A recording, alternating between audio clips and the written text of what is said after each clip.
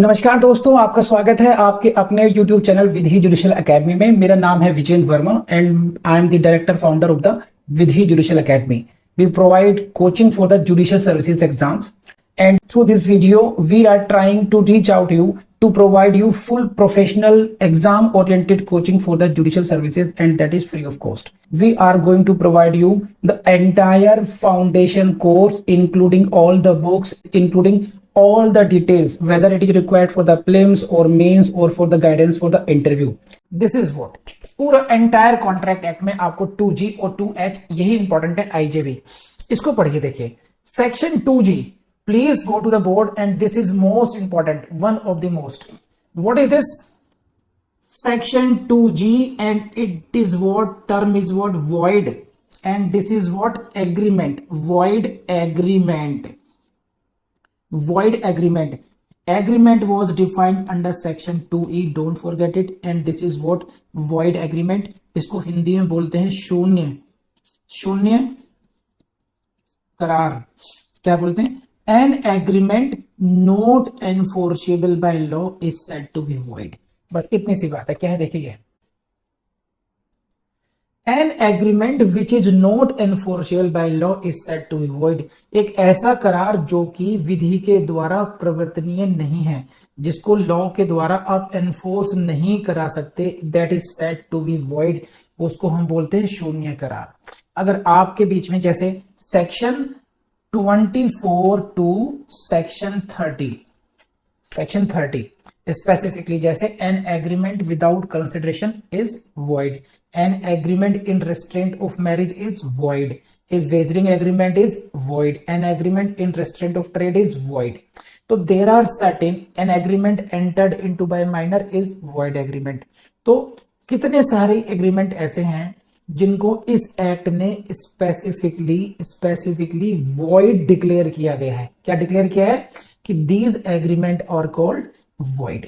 Void का मतलब होता है, हिंदी में बोलते हैं शून्य, एग्रीमेंट को बोलते हैं करार। शून्य करार का मतलब यह होता है कि अगर आप कोर्ट में जाएं तो कोर्ट में आपको हेल्प नहीं मिलेगी, सब कुछ ठीक है, but because that agreement is a void agreement, तो कोर्ट विल से कि we can not enforce this agreement. For example एक है बच्चा, ये है 17 years old। 17 years old child enters into an agreement with a 19-year-old boy। इन दोनों के बीच में एग्रीमेंट हुआ। Now there arise some dispute, इन दोनों के बीच में कोई डिस्प्यूट होता है, and now he wants to go to the court. This fellow who is 19 years old approaches court for enforceability of that contract। Court will say, look young man, this agreement is a void agreement। ये जो करार है आपने किया है, क्योंकि ये एक माइनर है, ये व्यक्ति एक माइनर है, इसलिए इसके द्वारा किया गया करार है शून्य है। An agreement entered into by a minor is a void agreement, इसलिए न्यायालय इसको प्रवर्तित नहीं करा सकता। Therefore court cannot enforce this।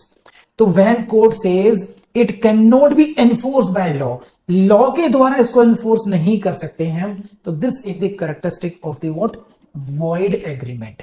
और इसका उल्टा क्या होता है? Enforceability contract, section 2H। Please see this,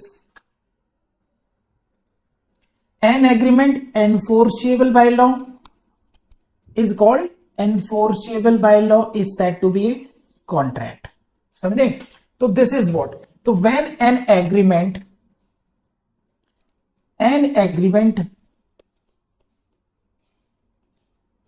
enforceable by law, it becomes a contract। not enforceable, it is called void agreement। और इन दोनों के डिफरेंस पे, यहीं से इन्हीं के टेक्निकलिटीज पे आपको क्वेश्चंस मिलते हैं आपके प्रीलिम्स एग्जाम में भी और मेंस में भी। बात समझ में आ रही है? when an agreement is enforceable by law, जब उसको लॉ के द्वारा एनफोर्स कर सकते हैं, उसको हम बोलते हैं, क्या बोलते हैं हम लोग? कॉन्ट्रैक्ट बोलते हैं। क्या? तो इसको आप ऐसे समझ सकते हैं, दिस इज, ये देखिए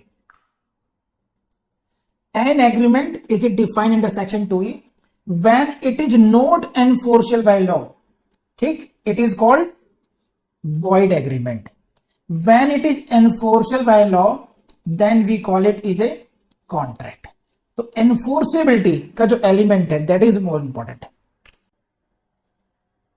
Did you get it? So what is the difference between void agreement and the contract? The difference is what? Difference is what of enforceability. अगर किसी एग्रीमेंट को आप कोर्ट में जाकर के एनफोर्स करा सकते हो, we say it is a contract. When it is not enforceable, we say it is a void agreement. You got it? आपने एक बात नोट की होगी कि आपने जो बचपन में याद किया, जैसे टेबल याद की, या रिलीजियस कुछ आपने कोई आरती, कोई नमाज, कोई गायत्री मंत्र याद कर रखा होगा, तो आपको हमेशा याद रहता है. वो क्यों रहता है? क्योंकि रिवीजन बहुत किया होगा. उसी तरीके से मैक्सिमम फेलियर्स इसलिए होते हैं, ध्यान रखना, कि लोग याद नहीं करते, केवल पढ़ते जाते हैं. तो दोस्तों आप ये गलती बिल्कुल नहीं करेंगे. जितना भी आपने पढ़ा है, आप खुद से पूछना कि आपको वो याद हो गया है नहीं हो गया. आप उस दिन जज बनेंगे जिस दिन आपको ये सारा जो ज्ञान आपको दिया जा रहा है वो टिप्स पर ऐसे होना चाहिए जैसे 2 का टेबल. ये मत भूलिएगा. और without wasting time please go to the next video. Thank you very much.